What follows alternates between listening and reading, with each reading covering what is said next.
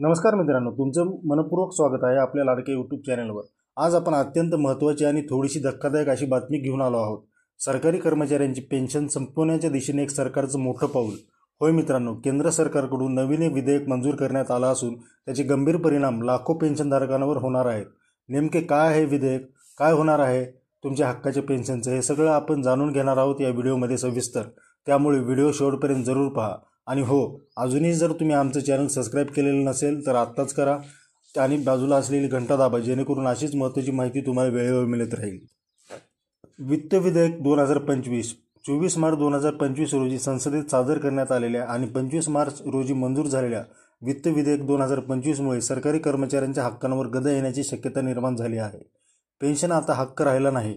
संविधानात स्पष्टपणे नमूद केले आहे की पेन्शन एक मूलभूत हक्क आहे। मात्र नवीन विधेयकानुसार सरकारच्या आर्थिक स्थितीनुसार पेन्शन रक्कम दिली जाईल। म्हणजे जर तिजोरीवर भार पडायचा असेल तर सरकार पेन्शन रोखू शकते। आणि महत्त्वाचं म्हणजे अशा वेळी पेन्शनधारकांना न्यायालयात दाद मागण्याचाही अधिकार मिळणार नाही।